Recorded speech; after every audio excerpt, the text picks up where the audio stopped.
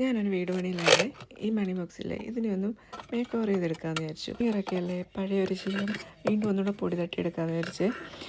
മോളുടെ മണി ബോക്സ് ആയിരുന്നു ഇത്. ഇവിടെ വരുമ്പോൾ മോൾക്ക് ഇങ്ങനെ യൂണിക്കോണൊക്കെ ഭയങ്കര ഇഷ്ടമായതുകൊണ്ട് അന്ന് കുഞ്ഞായിരുന്നപ്പം വാങ്ങിച്ചിട്ട് വന്നു. ഇപ്പോൾ വലിയ കുട്ടിയായപ്പം ഈ തീം അത്ര അങ്ങോട്ട് ഇഷ്ടമല്ല. പക്ഷേ കോയിൻ ബോക്സ് അതുപോലെ തന്നെ വെച്ചിട്ടുണ്ടായിരുന്നു. പണ്ട് നമ്മൾ ഇങ്ങനെ നമുക്ക് മണി ഇങ്ങനെ ചേഞ്ചൊക്കെ കിട്ടുമായിരുന്നല്ലോ. ഇപ്പോൾ ATM ഓൺലൈനൊക്കെ വന്നപ്പോൾ അങ്ങനെ ചേഞ്ചസ് ഒന്നും കിട്ടുന്നില്ലല്ലോ. പിന്നെ പ്രൈമറി ക്ലാസ്സിലായിരിക്കുമ്പം പിള്ളേർക്ക് ഇവിടെ ഡൊണേഷൻ അങ്ങനെയൊക്കെ പറഞ്ഞ് ചേഞ്ച് വേണ്ടി വരുന്നതുകൊണ്ട് നമ്മൾ കുറച്ചിങ്ങനെ കളക്ട് ചെയ്ത് വെക്കുമായിരുന്നു.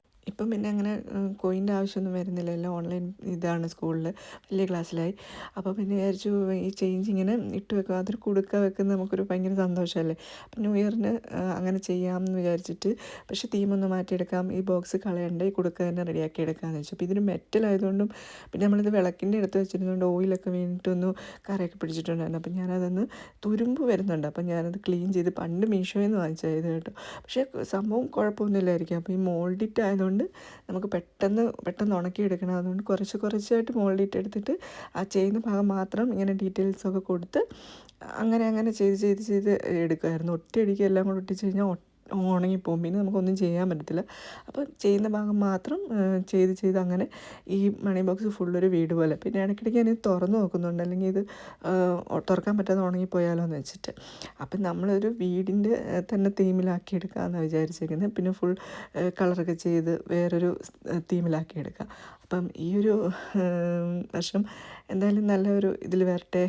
നിറച്ച് പൈസയൊക്കെ ആക്കി ലാസ്റ്റ് ആകുമ്പോഴത്തേക്ക് നമുക്ക് പൊട്ടിച്ചെടുക്കാം. അപ്പോൾ ഇനി കോയിൻ ഇതുകൊണ്ട് ചേഞ്ചാക്കി കളക്ട് ചെയ്ത് ഇടണം എന്നുള്ളൊരു പരിപാടിയേ ഉള്ളൂ.